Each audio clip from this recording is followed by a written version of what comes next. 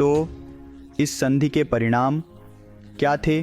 खैर, जर्मनी में यह उपचार की गहरी पापों, अपमान और रिजेंटमेंट की भावना का कारण बनी। कई जर्मनों ने महसूस किया कि उन्हें अनुचित रूप से दंडित किया गया है, खासकर क्योंकि उन्हें वार्ता प्रक्रिया में भाग लेने की अनुमति नहीं दी गई थी।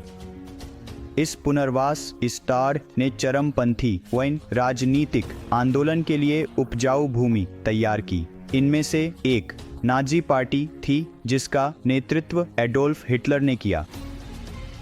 एडोल्फ हिटलर ने वर्साय की संधि के प्रति इस गुस्से का उपयोग समर्थन प्राप्त करने और अंततः सत्ता में आने के लिए किया। आर्थिक परिणाम भी गंभीर थे। जर्मनों को विशाल भुगतान करने में कठिनाई हुई। इससे 1920 के दशक में हाइपर इन्फ्लेशन हुआ, जहां पैसा लगभग बेकार हो गया। कल्पना कीजिए कि एक रोटी खरीदने के लिए आपको नकद की आवश्यकता है। इसके प्रभाव केवल जर्मनी तक सीमित नहीं थे। संधि ने यूरोप के मानचित्र को फिर से खींचा, नए देशों का निर्माण किया और सीमाओं को स्थानांतरित किया। इससे कई क्षेत्रों में निरंतर संघर्ष और तनाव उत्पन्न हुआ। खैर, कई इतिहासकारों का तर्क है कि वर्साय की संधि की कठोर शर्तें द्वितीय विश्व युद्ध के लिए मंच तैयार करने में महत्वपूर्ण भूमिका निभाती हैं।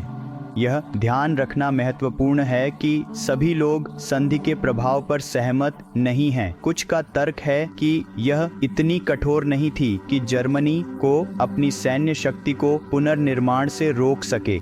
अन्य लोग कहते हैं कि असली समस्या संधि स्वयं नहीं थी, बल्कि इसे कैसे लागू किया गया था। चलिए थोड़ा आगे बढ़ते हैं ताकि दीर्घकालिक प्रभावों को देख सकें।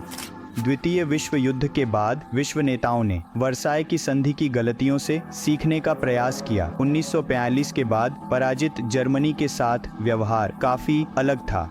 सजा के बजाय ध्यान पुनर्निर्माण और अंतर्राष्ट्रीय समुदाय में एकीकरण पर था।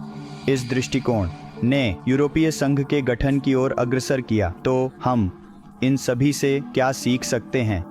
अब आइए हम प्रथम विश्व युद्ध के दौरान प्रचार पर चर्चा करें। सबसे पहले आइए पोस्टरों के बारे में बात करें। ये पोस्टर प्रथम विश्व युद्ध हर जगह थे। कल्पना कीजिए आप अपनी गली में चल रहे हों और आपको सेना में शामिल होने के लिए प्रेरित करने वाला एक बड़ा रंगीन चित्र दिखाई दे। कैप्शन होगा, आपके देश को आपकी जरूरत है। पोस्टर हमेशा लोगों को युद्ध बांड खरीदने के लिए प्रोत्साहित करते थे। अब हम समाचार पत्र की ओर बढ़ते हैं। ये अपने समय के सोशल मीडिया थे। सरकारों ने जल्दी ही यह समझ लिया कि उन्हें कथा को नियंत्रित करने की आवश्यकता है। ब्रिटेन में समाचार पत्रों के संपादक रोजाना सरकार के साथ मिलकर यह तय करते थे कि कौन सी खबरें प्रकाशित की जाएं। दुश्मन को बुरा दिखाने के बारे में चलिए बात करते हैं कि प्रत्येक पक्ष ने अपने प्रतिद्वंद्वी को कैसे प्रस्तुत किया। सहयोगियों ने अक्सर जर्मनों को बर्बर के रूप में चित्रित किया, जबकि जर्मन प्रचार ने सहयोगियों को लालची के रूप में दर्शाया। उन्होंने अमेरिका की विविध जनसंख्या का उपयोग इसके खिलाफ किया, लेकिन यह केवल दुश्मन को बुरा दिखाने के बारे में नहीं था। प्रचार ने घर पर मनोबल बढ़ाने पर भी ध्यान केंद्रित किया। गाने और कविताएं सैनिकों की बहादुरी का जश्न मनाती हैं। अब यहाँ चीज़ें वास्तव में दिलचस्प हो जाती हैं। नई तकनीक के उपयोग। प्रथम विश्व युद्ध ने प्रचार के उपकरण के रूप में फिल्म के जन्म को देखा। ये फिल्में फ्रंट लाइन को होम फ्रंट तक लाने का एक शक्तिशाली तरीका थीं, लेकिन इन्हें भारी सेंसरशिप का सामना करना पड़ा। आइए सेंसरशिप को न भूलें। यह जानकारी को नियंत्रित करने का एक बड़ा हिस्सा था। सैनिकों के पत्रों को कड़ी सेंसरशिप का सामना करना पड़ा, लेकिन प्रचार केवल उनके अपने नागरिकों के लिए नहीं था। देशों ने तटस्थ राष्ट्रों को प्रभावित करने की भी कोशिश की। अमेरिका युद्ध में शामिल होने से पहले एक प्रमुख लक्ष्य था।